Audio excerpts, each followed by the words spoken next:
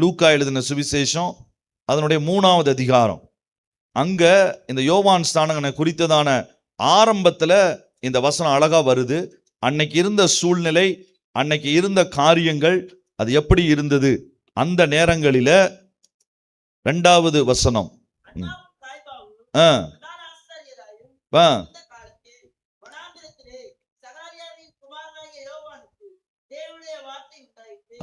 அண்ணா காய்பா இவர்கள் தான் இயேசுவை சிலுவையிலே அடித்தவர்கள். இயேசுவை சிலுவையில் அடித்தவங்க தான் அன்னைக்கு பெரிய மத தலைவர்களா இருந்து இந்த வேதத்தை போதிச்சிட்டு இருந்தாங்க. எப்படி இருந்திருக்கும் நீங்க யோசிங்க. இயேசுவை சிலுவையில் அடிச்சவங்க தான் பிரசங்கம் பண்ணிக்கிட்டு இருந்தாங்க. அப்ப அவங்க வாழ்க்கை எப்படி இருந்திருக்கும் நமக்கே நல்லா யோசித்து பார்க்க முடியும். அவ்வளவு ஒரு இருண்ட நிலைமை. சபையும் ஆவிக்குரிய விதத்துல சரியில்லை.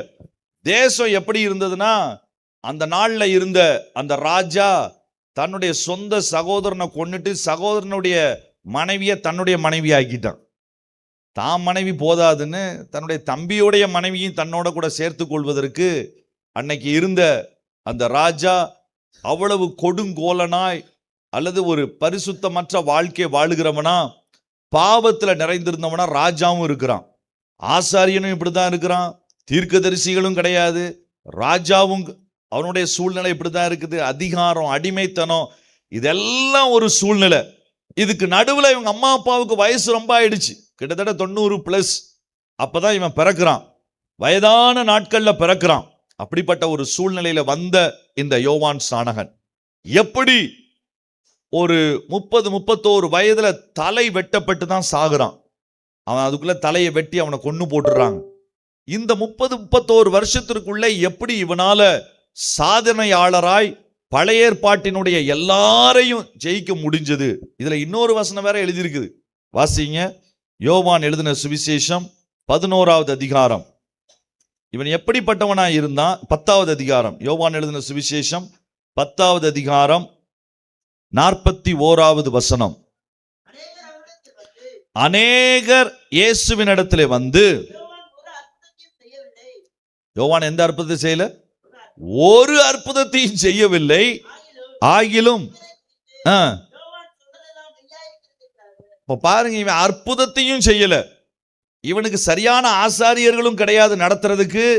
அம்மா அப்பாவும் வயசானவங்க, சபையும் சரியில்லை, தேசமும் சரியில்லை, எதுவுமே சரியில்லாத ஒரு சூழ்நிலை. சரி, இதெல்லாம் பரவாயில்ல, இவன் பெரிய சாதனையாளர்னா அப்ப நிறைய அற்புத அடையாளங்களை செஞ்சிருப்பாரா அப்படின்னு பார்த்தா வேதம் சொல்லுது ஒரு அற்புதத்தையும் அவன் செய்யவில்லை. அற்புதம் சொல்றது சரீர பிரகாரமான ஒரு அற்புதம், ஒரு வியாதியஸ்தர் சுகமாகிறதையோ பிசாசு பிடித்திருந்தவன் விடுதலை ஆகிறதோ இதுல எழுதப்படலை. அதனாலதான் ஜனங்கள் சொல்றாங்க வெளிப்படையாய் அவர் இயேசுவை போல ஒரு அற்புதத்தையும் செய்யல. எப்படிங்க ஒரு அற்புதத்தையும் செய்யலன்றீங்க? கொஞ்ச நாள் தான் வாழ்ந்தாருன்றீங்க. என்னதான் அப்படி பெருசா சாதிச்சாரு? இயேசு அவரை பாராட்டி சர்டிபிகேட் கொடுக்கிறாரு. இவர்தான் ஸ்திரீகளிலே பிறந்து ஓடி முடித்த அத்தனை தீர்க்க தரிசிகளை காட்டிலும் மேன்மையானவன். He is the best. உன்னை பத்தி என்னை பத்தி ஆண்டவர் இப்படிதான் சொல்ல விரும்புறார்.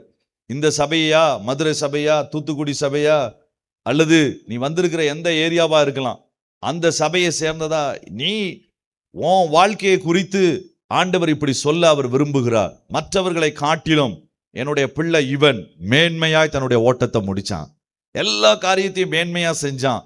உன்னை குறித்து சொல்வதற்கும் உன்னை அந்த இடத்திலே கொண்டு போய் சேர்ப்பதற்கும் தான் ஆண்டவர் இந்த நாட்கள் அதிகமாக பிரயாசப்படுகிறார். நான் வேகமா 2-3 காரியங்களை உன் மனசுல சொல்ல விரும்புறேன். நம்பர் 1, இதுக்கு காரணம் என்ன? அவன் லைஃப்ல என்ன பெரிய சாதிச்சான்? அவனுடைய லைஃப்னுடைய சாதனைக்கு காரணமான காரியம் என்ன? முதல் காரியம் வேதம் அழகா கற்றுக் கொடுக்குது. மார்க் எழுதின சுவிசேஷம் அதனுடைய 1வது அதிகாரம். மார்க் எழுதின சுவிசேஷம் அதனுடைய 1வது அதிகாரத்துல இந்த யோவானை குறித்த முதல் சாட்சி அங்க அழகா சொல்லப்பட்டிருக்கிறது. 6வது வசனத்தை வாசிக்கலாம். யோவான் ஒட்டக மயிர் உடையை தரித்து வார்க்கச்சையை அறையிலே கட்டி கொண்டவனாயும் வெட்டுக்கிளியையும். இதுல என்ன சாதனைன்னு யோசிக்கிறீங்களா? அவன் போட்டிருந்த ட்ரெஸ், அவன் சாப்பிட்ட சாப்பாடு, இத வேதம் குறிப்பிட்டு சொல்வதற்கு காரணம் என்ன? நம்ம போடுற ட்ரெஸ்ஸு, நம்ம போடுற சாப்பாடு, இதில் கூட நம்ம ஒரு பெரிய சாதனை படைக்க முடியுமா? நிச்சயமாக சாதனை படைக்க முடியும். பெரிய காரியத்தை நம்ம மாற்ற முடியும். இவன் காமிச்சு கொடுத்த இவனுடைய வாழ்க்கை எதை தெரியுமா காமிச்சு கொடுக்குது? நம்பர் 1, இவன் செய்த மிகப்பெரிய சாதனை, நான் வித்தியாசமானவன், வேறு பிரிக்கப்பட்டவன், பிரதிஷ்டை செய்யப்பட்டவன் என்பதிலே அவன் கவனமா இருந்தான். ஐ ஆம் டிஃபரண்ட், நான் வித்தியாசமானவன். ஒருவேளை நீ படிக்கிற பள்ளிக்கூடத்தில் நீ மறுபடியும் அதே காலேஜுக்கு தான் போக போற, அதே சர்ச்சுக்கு தான் போக போற, அதே ஊருக்கு தான் போக போற, அதே ஸ்கூலுக்கு தான் போக போற. நீ போய் எப்படி பெற்றுக்கொள்ளத்தக்கதா ஓட போற? இதுவரைக்கும் நீ எல்லாரோடய சேர்ந்து கலந்து அவர்கள் செய்வதையும் நீயும் செய்து ஒரு உலகத்தானை போல வாழ்ந்திருக்கலாம். ஆனா இன்னைக்கு ஆண்டவர் நீ சாதனை படைத்தவனாய் மாறுவதற்கு உன்னை ஆயத்தப்படுத்துகிற, உன்னை எடுத்து நிறுத்துகிற முதல் இடமே உன்னுடைய ஆடை, உடை, பாவனை, பேச்சு, இவைகள் எல்லாவற்றிலும் ஒரு அழகான ஒரு மாற்றத்தை கொடுத்து நீ வேறு பிரிக்கப்பட்டவன் என்பதை உன் கூட இருக்கிறவங்க கூட பார்த்து கண்டுபிடிக்கத்தக்கதா கர்த்தர் செய்ய போறார். அப்படின்னா இனிமே நான் ஒட்டகமயிர் உடையை தேடி போகணுமா? ட்ரெஸ்ஸை மாத்தணுமா? என்ன சொல்றீங்க? ஏன் அவனுடைய ட்ரெஸ்ஸை குறித்து, அவன் சாப்பாட்டை குறித்து எழுதியிருக்கு தெரியுமா? அழகா வேத வசனம் சொல்லுது. அவனுடைய சாப்பாட்டை முதல்ல பார்த்துருவோம். என்ன சாப்பிட்டான்னு போட்டிருக்கு? வெட்டுக்கிளி. எத்தனை பேர் பார்த்துருக்கீங்க வெட்டுக்கிளிகள்? இப்போ பார்க்குறது ஒருவேளை சிலர் பார்த்துருப்பீங்க. வயல்வெளிகள் உள்ள பகுதிகளில், காட்டு பகுதிக்கு போனீங்கன்னா நிறைய பார்க்கலாம். இப்போ பார்க்குற நம்ம பார்க்கக்கூடிய இந்த பச்சை வெட்டுக்கிளிகள் சின்ன சின்ன இதுதான் இப்போ பார்க்குறோம். ஆனால் வனாந்திர பகுதிகளில், நீங்கள் காடுகளுக்கு, நேபாள் பகுதிக்கெலாம் வந்தீங்கன்னா நல்லா பெருசு கிடைக்கும். அந்த பெருசை என்ன செய்வாங்க தெரியுமா? அதை அடித்து கொஞ்ச நேரம் வெயிலில் காய போட்டுட்டு அதை சில நேரம் தீயில ஃப்ரை பண்ணுவாங்க, அல்லது சில நேரம் வெறும் உப்பை போட்டு அப்படியே சாப்பிட்ருவாங்க. ஸோ காட்டில் உள்ள ஆதிவாசி மக்கள் அதில் நிறைய புரோட்டீன் சத்து இருக்கிறதா அவங்க நம்புகிறாங்க. அதை அப்படியே ஒரு ஃப்ரை, சிக்கன் ஃப்ரை மாதிரி, வெட்டுக்கிளி ஃப்ரை, அதை எடுத்து அவங்க சாப்பிட்டுட்டு போயிடுவாங்க. இவனுடைய சாப்பாடே என்ன சாப்பாடா இருந்தது? வெட்டு கிளிகளை சாப்பிடுகிறவனா இருந்தான். அது மட்டும் இல்ல, வேதம் இவனை பிரிச்சு என்ன தெரியுமா சொல்லுது? யூதர்களுக்கு இருந்த சாப்பாடு, முக்கியமான சாப்பாடு, வாசிங்க லூக்கா 7வது அதிகாரம் 33வது வசனம். இந்த யோவான் எப்படி தன்னை வித்தியாசம் உள்ளவனா காமிச்சான்? ஒவ்வொரு விஷயத்திலையும் அவன் காமிச்சான். அதுக்கு அடையாளமா தான் அவன் ட்ரெஸ், சாப்பாடை மட்டும் வேதம் சொல்லுது. Even in the dress, even in the food, அவனுடைய எல்லா காரியத்திலையும் அவன் வித்தியாசமானவன் என்பதை அவன் காமிச்சான். என்ன போட்டிருக்குது? 33, எப்படியெனில் அப்பம் புசியாதவனும். சரி, இது என்ன தெரியுமா இருக்குது? இது கன்னியாகுமரி மாவட்டத்தில் வந்துட்டு ஆப்பம் சாப்பிடாதவனும் பரோட்டா சாப்பிடாதவனுமா இருந்தான். இது முடியுமா? வாய்ப்பே இல்லை. கப்பக்கிழங்கும் பீஃபும் ஆப்பமும் இல்லாம எப்படி இருக்க முடியும்? அதை போலதான் அன்னைக்கு இருந்த யூத கலாச்சாரத்தினுடைய சாப்பாடே என்னதான்? அப்பமும் திராட்சை ரசம் தான். இன்னைக்கு நமக்கு என்னது? ஆப்பமும் சிப்ஸும் கிழங்கும் தான் நம்முடைய மெயினான காரியங்கள். இது எதுவுமே அவன் ஜீவன் உள்ள வரைக்கும் அவன் சாப்பிடல. ஏன் சாப்பிடல? சாப்பிட்றது தவறா? இல்ல. இயேசு கீழே சொல்றாரு, இயேசுவே சாப்பிட்டாரு. அதனாலதான் இயேசு தன்னோட கூட கம்பேர் பண்ணி அடுத்த வசனத்திலே சொல்றாரு, இல்ல மனுஷகுமாரனா வந்த இயேசு சாப்பிட்டாருங்க, அதனால இதை சாப்பிடக்கூடாதுன்னு ஒரு போஜனத்தை சொல்றதுக்கான போதனை இது அல்ல. ஆனால் யோவானுக்கு தெரியும், நான் என்னை வித்தியாசப்படுத்தி நான் காண்பிக்க வேண்டும். என்னுடைய எண்ணம் சாப்பாட்டிலேயே போய் அதிலே போயிடக்கூடாது. என்னுடைய எண்ணம் திராட்சை ரசத்திலேயே போய் அதிலே போயிடக்கூடாது. சில பேரை நீங்க பார்த்தீங்கன்னா சாப்பாடு தான் அவங்களுடைய பிரதானமா இருக்கும். அவங்க கிட்ட கேட்டீங்கன்னா களியக்காவிலையிலிருந்து நாகர்கோவில் வரைக்கும் எந்த கடையில் எத்தனை மணிக்கு எது சூடாக கிடைக்குன்னு கரெக்டாக சொல்லிடுவாங்க. இது இங்கே கிடைக்கும், அது அங்கே கிடைக்கும், இங்கே கிடைக்கும். சென்னையில் ஒரு அண்ணன் இருக்கிறாங்க. அந்த அண்ணன் சொன்னாங்க என்கிட்ட ஒரு முறை, அவங்க பெரிய பிஸ்னஸ் மேன்.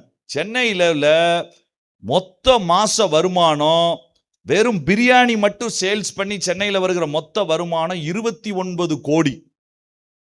சென்னையில் உள்ள மக்கள் பிரியாணி ஒரு மாசத்துக்கு எத்தனை கோடிக்கு சாப்பிட்றாங்க? 29 கோடி ரூபாய்க்கு வெறும் பிரியாணியை மட்டும் சாப்பிட்றாங்க. ஒரு சந்தேகமும் இல்லை, ஏன் அதிகமான ஹாஸ்பிட்டல் அங்கே இருக்குன்னு. இங்கே சாப்பிட்டு அங்கே காசை கொடுத்துட வேண்டியதான், வேற வழியே இல்லை. ஸோ அதிகமான சாப்பாட்டை குறித்ததான எண்ணம், அதிகமான புசிப்பை குறித்ததான எண்ணம் இன்னைக்கு ரொம்ப அதிகம். இது ஒரு விதத்தில் நம்மை நம்முடைய நிலைமையிலிருந்து வேறுபடுத்தி கொண்டு போவதற்கான ஒரு வாய்ப்பு இருக்கு. நல்லா சாப்பிடுங்க, நான் வேண்டான்னு சொல்ல. நீங்களாம் வாலிபர்கள், நல்ல ஹெல்த்தியா சாப்பிடணும். ஒரே நூடுல்ஸும் ஃபாஸ்ட் ஃபுட்டு நீ சாப்பிட்டுட்டு உன்னுடைய லைஃப்பை நீ இது பண்ணிக்கிட கூடாது. நல்லா சாப்பிடு, நல்ல வெஜிடபிள்ஸ், நான்வெஜ், புரோட்டீன் டயட் பண்ணு, எக்ஸசைஸ் பண்ணு, நல்ல ஃபிட்டா நீ உன்னை வச்சுக்கோ. ஆனா சாப்பாடு தான் குறி என்று நீ வாழக்கூடாது. சில பேரை நீ சாப்பாடுனா அடுத்த வீட்டு கல்யாணத்துல கூட போய் சாப்பிட்டு வந்துருவாங்க. அதை வேற ஸ்டேட்டஸ்ல போடுவாங்க, யாருக்கும் தெரியாம இந்த கல்யாணத்துல போய் நான் சாப்பிட்டு வந்தேன். அது ஒரு ஸ்டேட்டஸ், அது ஒரு புகழ், அல்லது ஒரு விதமான ஒரு குறிப்பிட்ட உணவின் மேல உள்ள ஒரு போதை. இது என்ன செய்யும்னா கொஞ்சம் கொஞ்சம் கொஞ்சம் கொஞ்சமா என்னை எங்க கொண்டு போகுமான்னு தெரியுமா? வசனம் அழகா சொல்லுது பாருங்க. 21வது அதிகாரம் லூக்காவுல, உங்கள் இருதயங்கள் எதனால? பெரும் திண்டியினாலும், குளுட்டனிசம் அப்படின்னு ஆங்கிலத்தில் சொல்லுவாங்க. சாப்பிட்டுக்கிட்டே இருப்பான், இப்பதான் சாப்பிட்டு இருப்பான். டே இன்னும் ஏதாவது சாப்பிட்றியா? சாப்பிட்டேன், ஆனா கொடுத்தா சாப்பிடுவேன். அடுத்து கொஞ்ச நேரம் இது அதிகமான சாப்பாடு பெரும் திண்டி என்கிற பாவத்து வரைக்கும் நம்மளை கொண்டு போய் கடைசியில் அது என்ன செய்யும்? வெறி, கவலை, இதெல்லாம் வந்து அழகாய் தனக்கு கிடைத்த வெட்டுக்கிளிகள் சாப்பிட்றதுக்குன்னு ஊருக்குள்ள வர தேவை. அழகாய் தனக்கு கிடைத்த வெட்டுக்கிளிகள் சாப்பிட்றதுக்குன்னு ஊருக்குள்ள வர தேவையில்லை, சாப்பிட்றதுக்குன்னு ஹோட்டலை தேட தேவையில்லை. தான் எந்த இடத்துல ஞானஸ்தானம் கொடுத்துட்டு இருந்தானோ சுத்தி முத்தி பார்த்தான், என்ன கிடைக்குது? வனாந்திர இடம், வெட்டுக்கிளி கிடைக்குது, போதும்பா. நல்ல புரோட்டீன், நல்ல தேன் கிடைக்குது, சுகர், கார்போஹைட்ரேட், 2 சத்து கிடைக்குது. இனி உள்ள போய் அப்பத்துக்கும் திராட்சை ரசத்துக்கும் உள்ள போயிட்டு ஒரு நாள் நான் வந்தேன்னா நான் ஊழியம் செய்ய வேண்டிய இடத்துல, நான் வாழ வேண்டிய இடத்துல நான் வாழ முடியாது. எனக்கு இது போதும், இது இருந்தால் போதும் என்று தானாகவே ஒரு தன்னை வேறுபடுத்தி கொண்ட வித்தியாசமான ஒரு வாழ்க்கைக்கு அவன் ஒப்பு கொடுத்தான். நீ காலேஜ் கேம்பஸ்குள்ள அவன் போட்டிருந்த ட்ரெஸ்ஸை குறித்து இயேசு பேசுகிறார். இயேசு பொதுவாக அந்த மாதிரி சின்ன சின்ன விஷயங்களை ரொம்ப பேச மாட்டார், ஆனா அழகா பேசுறாரு பாருங்க. 7வது அதிகாரம் லூக்கா 7வது அதிகாரத்துல பேசுறாரு பாருங்க. யோவானுடைய ட்ரெஸ்ஸை எடுத்து இயேசுவே பேசுகிறார். எப்படி பேசுகிறார்? 25வது வசனத்தை வாசிங்க. 7. ஒட்டக மயிர், சீப்பா கிடைக்கிற ட்ரெஸ், குளிருக்கும் போதுமானது. அது லூஸா இருந்தா நடுவில் போடுறதுக்கு ஒரு பெல்ட்டையும் சேர்த்து வச்சுக்கிட்டான்.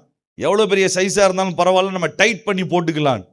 அப்போ ஒட்டகமயிர் உரையும் பெல்ட்டையும் வச்சு தன்னுடைய ஃபுல் இதை முடிச்சுட்டான். 2வது காரியம், இந்த ஒட்டகமயிர் உடை இது யாருடையது? வேதத்துல இது அழகா சொல்லப்பட்டிருக்குது. 2 ராஜாக்கள் 1வது அதிகாரத்துல எலியாவின் அடையாளமே அந்த நாட்கள்ல ஒட்டகமயிர் உடையும் இந்த பெல்ட்டும் தான்.